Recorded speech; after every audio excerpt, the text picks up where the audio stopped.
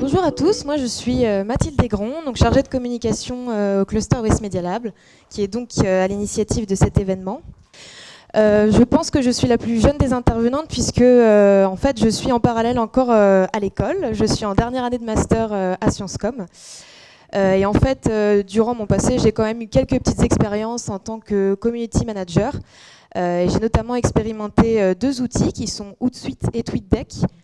Alors je vais dire Hootsuite, peut-être qu'on dit Hootsuite, je ne sais pas, je vais dire Hootsuite. Et donc voilà, j'ai pu les expérimenter tous les deux et je vais faire un tuto dessus aujourd'hui. Alors ce qui est intéressant, c'est que en fait, on part de deux outils a priori concurrents qui ont une fonction, qui ont la même fonction, mais au final, on va voir que j'ai pu moi me les adapter pour en faire des usages qui sont complémentaires. Donc on va commencer par TweetDeck.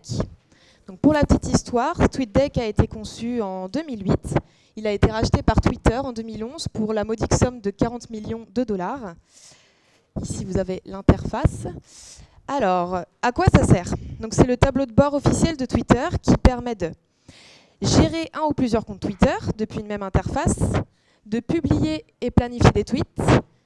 Ça permet aussi d'échanger directement avec les utilisateurs de Twitter, de suivre l'info en temps réel et de l'organiser selon ses propres besoins, et de gérer à plusieurs un même compte Twitter sans même avoir besoin du mot de passe Twitter. Donc c'est une fonction qui est intéressante qu'on verra rapidement tout à l'heure. Alors comment utiliser TweetDeck? Alors vous avez l'interface ici, ça se divise en deux parties. Vous avez un panneau horizontal en haut qu'on peut voir ici, avec les différents flux d'informations que vous avez souhaité mettre en avant. Donc retenez bien qu'un flux, ça correspond à une colonne d'informations. Ici on a une colonne. Et le panneau vertical, sur lequel vous pouvez en fait rédiger un nouveau tweet. Vous avez ici la barre de recherche qui correspond au moteur de recherche Twitter. Ici, vous avez le raccourci de chaque colonne. Donc si vous cliquez sur l'un d'entre eux, vous arrivez directement sur la colonne d'information correspondante. Vous pouvez ajouter à tout moment une nouvelle colonne. Ici, c'est la gestion des comptes qu'on verra plus tard et enfin les paramètres. Donc la première partie est vraiment dédiée à la veille car comme je vous le disais, TweetDeck, pour moi, c'est un outil de veille très puissant. Et donc, en plus d'offrir une vision d'ensemble de votre activité sur Twitter, il va vous permettre de classer, d'organiser l'information selon vos propres besoins et selon vos centres d'intérêt. Donc, nous allons commencer par les listes. Non, pardon, pas du tout. Il me manque une slide, en fait. Alors, c'est pas grave, je vais retourner là-dessus. Excusez-moi, j'ai un petit souci sur ma présentation. C'est ici, voilà. J'ai le lien qui me dirige vers la plateforme TweetDeck. Alors, je voulais vous parler rapidement des différents flux d'informations de base. Donc, on a Home qui correspond en fait à votre timeline sur Twitter, donc toute votre actualité. Je ne sais pas si vous voyez très bien. J'ai dû faire un zoom là. Vous avez la colonne notification, donc avec toutes vos notifications. Dès que quelqu'un vous a retweeté, vous a mis en favori, vous a mentionné, dès que quelqu'un vous suit. Vous avez la colonne user qui correspond en fait à votre profil sur Twitter avec tous vos tweets. Vous avez la colonne mention, dès que quelqu'un vous mentionne. Vous avez la colonne scheduled, donc là, à chaque fois que vous aurez des tweets que vous avez programmés à l'avance, planifiés, ils s'afficheront dans cette colonne. Vous avez la colonne followers, toutes les personnes qui vous suivent en temps réel. Et ensuite, on va aborder le thème des listes plus tard. Mais déjà, rien qu'avec toutes ces fonctions, on peut voir qu'on a en fait une vue d'ensemble de son activité Twitter tout en la segmentant. Et c'est vous qui choisissez l'information que vous voulez mettre en avant. Donc c'est assez intéressant. Et si je me rapproche, en fait, je peux voir qu'en cliquant sur n'importe quel tweet, par exemple, ici je vais cliquer sur celui de Philippe Couve, j'ai énormément de possibilités d'interaction avec la personne. Je peux lui envoyer un tweet, je peux la suivre de différents comptes, donc du mien ou du compte TweetDeck West Media Lab. Je peux remettre ici, je peux le mettre en favori, je peux lui envoyer un message direct, je peux l'ajouter ou le retirer d'une liste, l'ajouter à une collection. Je peux, donc ça c'est pour bloquer la personne ou la mettre sous silence temporairement sans qu'elle le sache, c'est possible, sachez-le. Si la personne pollue votre compte Twitter pour une raison X ou Y, vous pouvez partager à quelqu'un via un message direct le tweet. Vous pouvez le partager via email, vous pouvez intégrer le tweet à votre site internet, etc. Et là, on voit que vous avez sur chaque tweet en fait des possibilités aussi. Vous pouvez directement répondre en cliquant sur la petite flèche ici. Vous pouvez retweeter le tweet, le mettre en favori, etc. Donc on voit qu'on a quand même beaucoup de possibilités et on peut interagir avec les personnes et faire un peu ce qu'on veut depuis TweetDeck. Mais TweetDeck, selon moi, là où ça devient vraiment intéressant, c'est pour la veille. Donc voilà, c'était là, je m'étais un peu emmêlé les pinceaux. Donc en plus d'offrir cette vision d'ensemble qu'on vient de voir, il offre des possibilités de classer l'information selon ses propres besoins. Et pour ça, on peut par exemple ajouter des listes. Donc vous pouvez déjà le faire sur Twitter. Je ne sais pas si vous connaissez le principe des listes, donc, qui consiste en fait à faire une sélection des comptes Twitter influents dans un domaine en particulier. Par exemple, si vous voulez suivre toutes les personnes qui tweetent sur le journalisme et les médias, voilà, vous faites une liste spéciale journalisme et médias. Et vous pouvez avoir leur activité en temps réel sans forcément vous abonner à leur compte Twitter. Sachez que les listes peuvent être publiques, c'est-à-dire que tout le monde peut les voir, tout le monde peut s'y abonner, ou elles peuvent être privées et ça ne regarde que vous. Alors pour ajouter une liste, c'est très simple. Donc, on va retourner sur TweetDeck. Je fais ajouter une colonne, liste. Là, j'ai toutes mes listes donc, avec mon icône, donc ça c'est mon compte personnel. On voit que j'ai fait une liste médias, donc là j'ai vraiment rassemblé toutes les personnes qui tweetaient sur les médias et qui m'intéressaient. J'ai une liste Sciencescom, donc qui rassemble tout mon réseau Sciencescom. Mais par exemple aussi dans le cas d'OS Media Lab, le compte s'affiche ici, on a classé tous les membres du cluster dans cette liste. Et en fait, on a juste à sélectionner la liste de notre choix et on fait Add colonne et automatiquement la colonne s'ajoute. Et donc en fait, c'est une fonction qui est très pratique parce qu'on a une vue d'ensemble de toutes les listes. On peut ajouter ou retirer à tout moment un membre de ces listes. Et donc c'est une fonction pratique. Autre intérêt des listes, elles peuvent aussi être temporairement utilisées lorsqu'on veut suivre un événement en temps réel ou une émission télé ou une émission radio. Et en fait, ça permet de faire du live tweet et de suivre le débat en temps réel, de ne rien manquer et de pouvoir interagir avec les personnes. Je vais vous donner l'exemple du Media Lab Speed Training. Pour ça, c'est très simple. Vous ajoutez cette fois la colonne Search et en fait, vous allez ajouter un mot-clé, donc avec le système des hashtags. Et en fait, là, j'ai ajouté le mot-clé Media Lab Speed Training et j'ai en temps réel tous les tweets qui intègrent le mot-clé Media Lab Speed Training. Donc par exemple, là, ça me permet vraiment de rien manquer et de suivre tout ce qui est tweeté sur l'événement. Mais on peut aussi le faire sur un mot-clé, par exemple, data journalisme. Et alors là où ça devient vraiment intéressant, on y arrive, nous avons des possibilités de filtrage assez développées. Par exemple, si vous cliquez sur Content, vous pouvez dire, en fait, je veux qu'on sélectionne uniquement les tweets avec images ou uniquement les tweets avec vidéo. Enfin, vous choisissez le média. Vous pouvez choisir d'exclure des mots. Vous pouvez choisir de sélectionner les tweets uniquement en français. Vous pouvez choisir d'exclure les retweets. Vous pouvez aussi avoir des filtrages au niveau de l'utilisateur. Vous pouvez choisir une sélection de tweets uniquement faits par un utilisateur en particulier, ou par votre propre compte, ou par des utilisateurs vérifiés, ou par les membres d'une liste. Vous pouvez choisir de mentionner quelqu'un en particulier.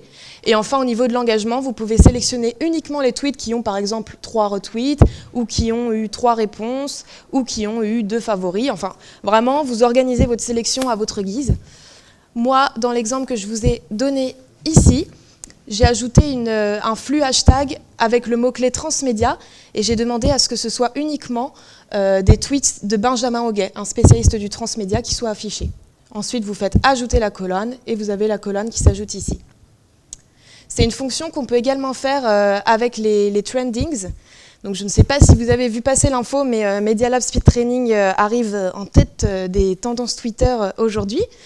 On va vérifier ça tout de suite. Alors, pour ça, toujours le même principe, on ajoute une colonne. Cette fois, on va dans Trendings.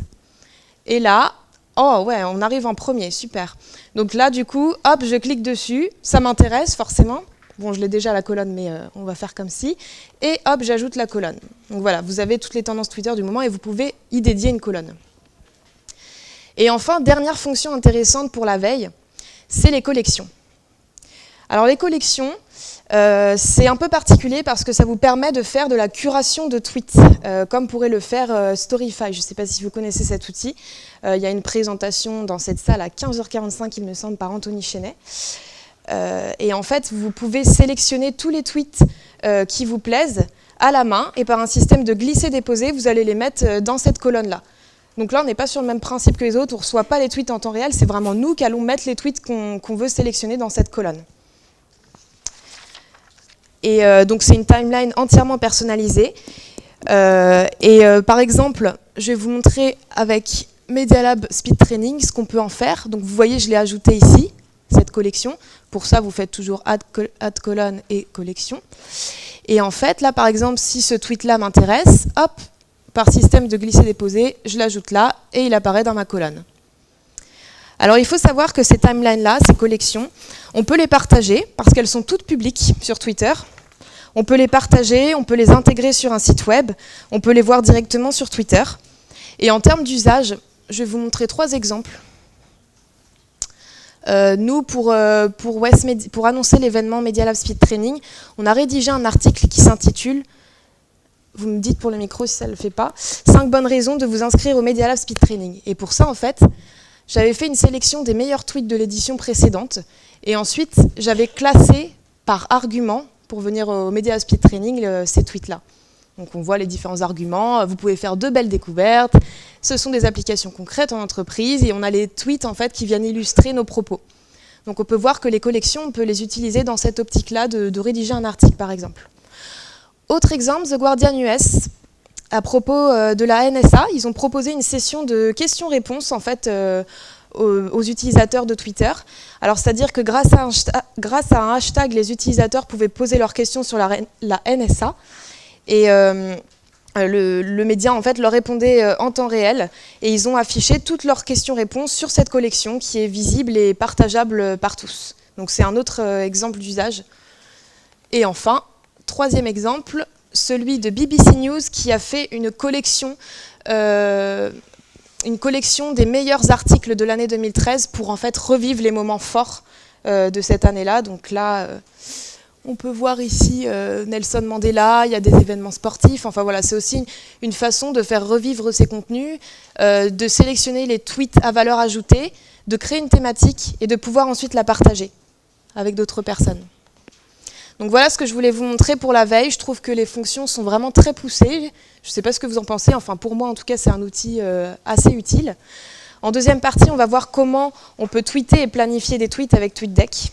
Alors pour ça, c'est vraiment très simple. Vous allez sur la petite plume en haut. Là s'affiche votre espace de composition du message. Vous faites votre tweet, comme d'habitude. Vous sélectionnez les comptes sur lesquels vous voulez voir apparaître le message. Donc ici, j'ai dit que je voulais que ce soit sur mon compte perso et sur le compte West Media Lab. Vous pouvez ajouter jusqu'à 4 photos sur Twitter. Attention, sur TweetDeck, on ne peut pas mentionner de personnes comme on pourrait le faire sur Twitter. Sur Twitter, je ne sais pas si vous savez, vous pouvez mentionner jusqu'à 10 comptes Twitter sur une photo, ce qui est très utile parce que ça permet de laisser de la place pour le tweet. Et là, vous ne pouvez pas le faire. Et donc, vous pouvez choisir de tweeter directement ou de planifier le tweet. Et donc là, c'est super simple. Super simple. Vous cliquez sur Schedule Tweet. Vous avez un petit calendrier qui s'affiche. Vous choisissez la date, vous choisissez l'heure. Donc attention, on est sur le système AM/PM, donc à ne pas se tromper. Et ensuite, vous faites tweet at, vous confirmez la date. Et voilà, ça apparaît dans votre colonne Scheduled qu'on a vu tout à l'heure. Là, on a le même tweet, mais pour 2 comptes différents. Le petit plus de TweetDeck, j'en ai parlé tout à l'heure, ce sont les comptes d'équipe. En fait, on peut choisir d'ajouter des membres à un compte qui vont pouvoir gérer depuis l'interface le compte Twitter.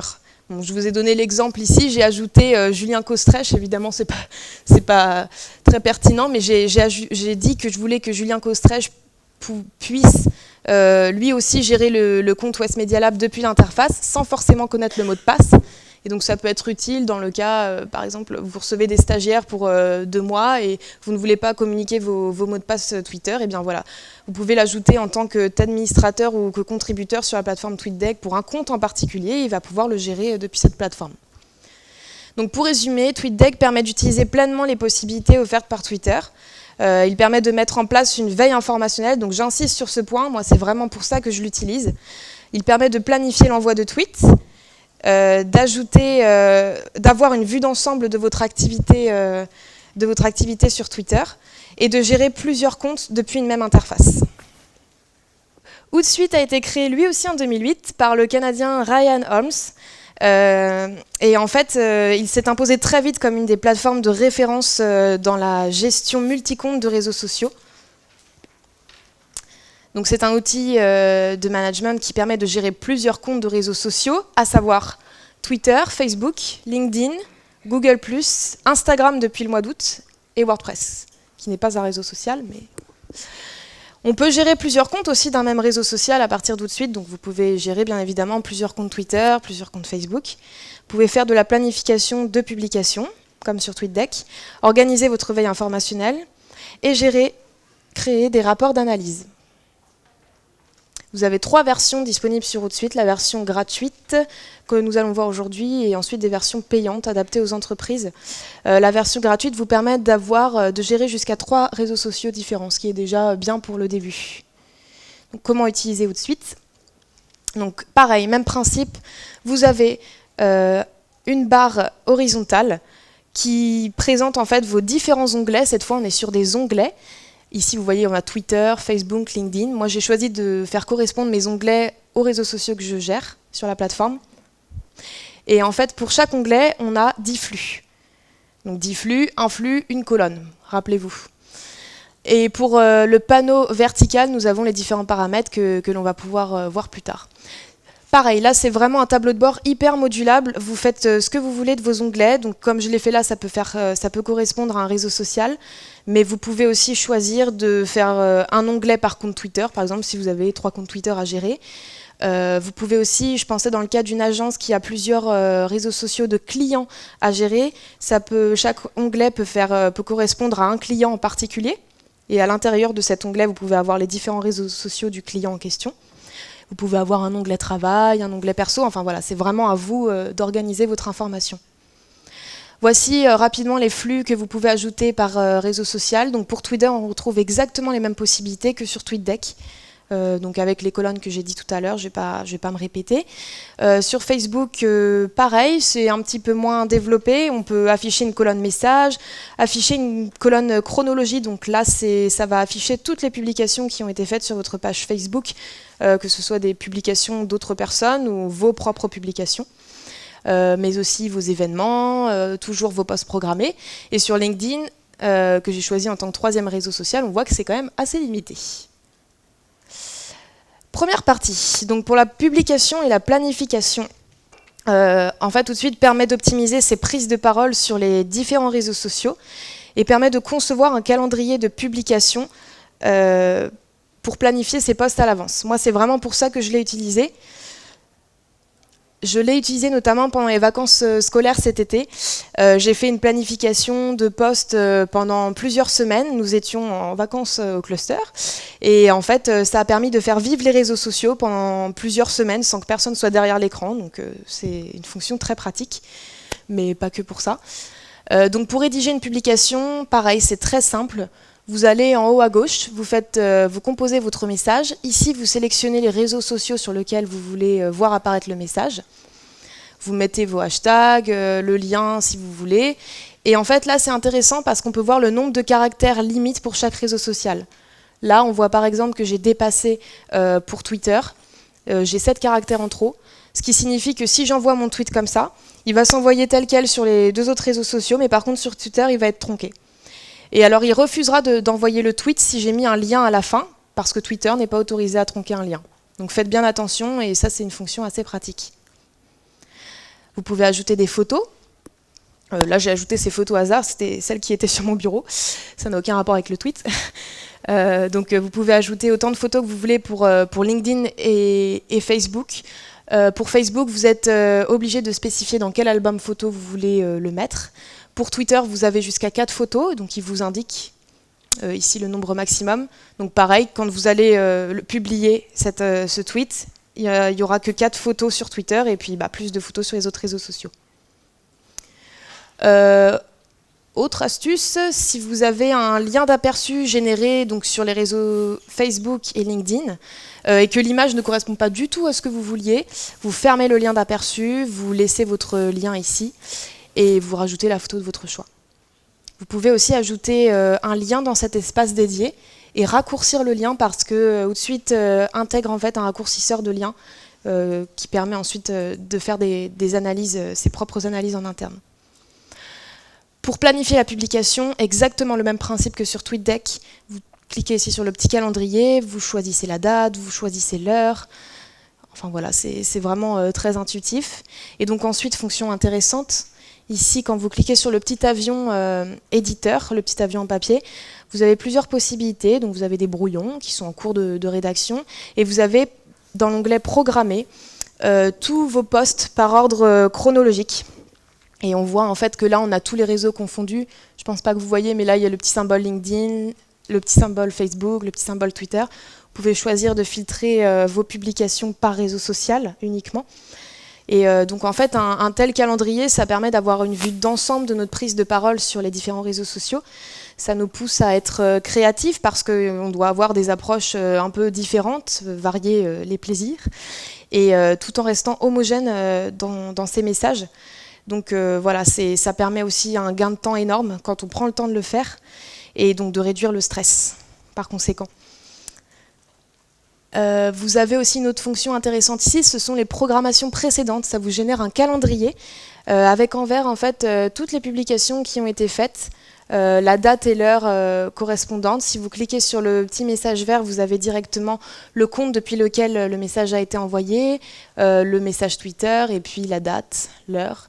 Donc vraiment toujours dans cette optique d'avoir une vue d'ensemble de votre prise de parole.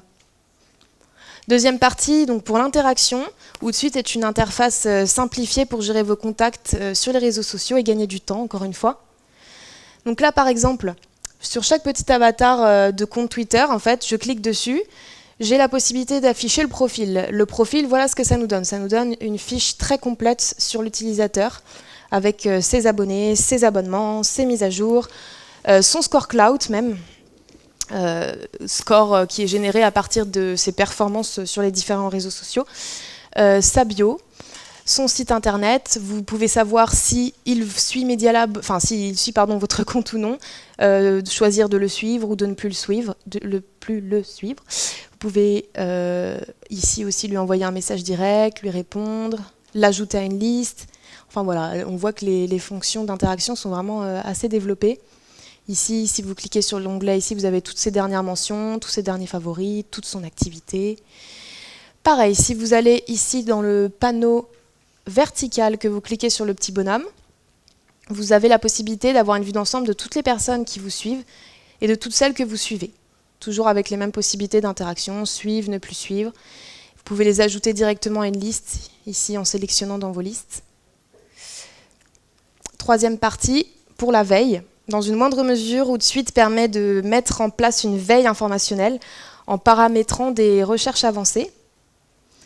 Donc là, même principe que sur TweetDeck. Dans le moteur de recherche, vous cherchez un mot-clé, donc là, média. Vous pouvez géolocaliser votre recherche pour avoir des recherches plus précises géographiquement. Vous pouvez sauvegarder la recherche comme flux, avoir une colonne dédiée à ce mot-clé. Et quand vous allez dans Préférences de la colonne, et que vous allez dans Requêtes, ici vous avez montré des exemples. Et là, en fait, il vous indique tout un petit répertoire de bonnes pratiques. Je vais en dire quelques-unes. Par exemple, si derrière le mot-clé, vous mettez un petit émoticône qui sourit, vous allez avoir uniquement les tweets qui ont intégré ce mot-clé en parlant positivement. Et inversement, si c'est un petit émoticône qui ne sourit pas, tous les tweets qui en parlent négativement. Si vous mettez un point d'interrogation derrière le mot-clé, vous allez avoir des tweets sous forme de questions. Donc ça peut être utile dans le cas où votre mot-clé est celui du Media Speed Training, par exemple. Vous allez rajouter le point d'interrogation et là, on va pouvoir voir toutes les personnes qui ont posé des questions avec ce mot-clé-là. Donc ça permet d'être réactif pour répondre aux gens. Si vous mettez une expression entre guillemets, vous allez avoir tous les tweets qui ont exactement cette expression. Vous pouvez mettre or entre chaque mot, ça veut dire qu'ils vont choisir des tweets soit avec l'un, soit avec l'autre. Vous pouvez préciser la date des tweets, enfin voilà, c'est quand même assez poussé. mais selon moi, je ne suis pas hyper à l'aise avec ces fonctions-là. Je préfère TweetDeck pour la veille informationnelle. Les petits plus, tout de suite. Dans les applications, donc vous allez ici au niveau du puzzle, et en fait vous avez tout un tas d'applications téléchargeables. Elles sont soit gratuites, soit payantes, mais il y en a un sacré panel, il y en a une trentaine en tout. Parce qu'il faut savoir qu'en fait, si Hootsuite gère nativement plusieurs réseaux sociaux, comme on a vu tout à l'heure, on peut aussi, en téléchargeant des applications, toujours dans cette optique de centraliser sa prise de parole sur le web et de tout rassembler à un même endroit, on peut compléter avec des applications. Certes, leurs fonctions sont un peu moins complètes, mais c'est quand même bien utile. Vous aviez, par exemple, j'avais fait la petite liste, je ne les ai pas de tête, mais il y avait YouTube, Scoopit, il y a aussi des flux RSS que vous pouvez intégrer, il y a même Mailchimp, un outil de gestion d'emailing qui vous sera présenté juste après mon tuto. Donc voilà, c'est assez complet. Et moi, je voulais juste vous montrer Hootsuite Syndicator, qui est une application qui permet d'avoir des flux RSS et de les intégrer directement sur la plateforme. Donc pour ça, vous cherchez dans la barre de recherche. Ici, on voit que je l'avais déjà installé. Et en fait, voilà ce que ça vous génère. Si vous voulez suivre des sites en particulier, vous allez avoir des flux RSS, c'est-à-dire toute la liste des derniers contenus qui ont été publiés sur ces sites. Et donc par exemple, moi j'ai fait le choix de faire une colonne dédiée au blog Media Academy. Enfin, c'est pas un blog, c'est une newsletter. Et d'avoir une colonne dédiée au site dans mon labo. Et donc je reçois en temps réel toutes les dernières publications qui ont été faites sur le site. J'ai un petit résumé de l'article. Si je clique dessus, j'ai un résumé avec la photo et un chapeau un peu plus développé. Et en fait, là où c'est intéressant, c'est que si je clique sur la petite flèche ici, je peux dire « je veux lire cet article plus tard ». Je veux plus voir cet article dans ma colonne, je veux le partager, je veux le mettre en favori. Et en fait, quand j'irai dans mes filtres de recherche de cette colonne, je pourrai choisir de filtrer uniquement les articles que je veux lire plus tard, les articles que j'ai partagés, les articles que j'ai mis en favori. Voilà, ça permet toujours de trier l'info. Et là, j'ai choisi de faire une colonne pour un site en particulier, mais vous pouvez avoir plein de flux RSS mélangés sur une même colonne. Voilà, donc c'est une fonction intéressante via cette application, qui est gratuite. Et enfin, je voulais parler de l'extension Outlet, pratique quand on utilise Chrome, puisqu'en fait, quand vous l'installez, vous avez le petit hibou qui apparaît ici à côté de votre barre de recherche. Et dès que vous avez un site internet ou un article qui vous plaît, hop, vous cliquez sur le hibou, ça vous génère un tweet automatiquement, donc vous pouvez le changer à votre guise. Vous pouvez choisir les réseaux sociaux toujours sur lesquels vous voulez composer le message, choisir de le publier maintenant ou de le publier plus tard. Donc pour résumer, Hootsuite permet de gérer tous ces réseaux sociaux depuis une seule plateforme et de planifier ses publications, de déterminer un calendrier de publication. Donc pour le Community Manager, c'est vraiment un outil intéressant. Personnaliser entièrement son tableau de bord et tout centraliser. Là, on a vu, les fonctions sont quand même hyper développées, hyper poussées. On peut avoir tout un panel de réseaux sociaux centralisés depuis cette plateforme, soit via les réseaux sociaux gérés nativement, soit via les applications. On peut interagir facilement avec son réseau. Et enfin, on peut affiner ses recherches, dans une moindre mesure. Voilà, je vous remercie de votre attention. Je suis désolée si j'ai été un peu rapide, je voulais faire le tour de la question sur ces deux outils. Si vous avez des questions, j'essaierai d'y répondre. Vous pouvez aussi me contacter plus tard, si vous voulez que je vous transmette ma présentation ou autre. Voilà.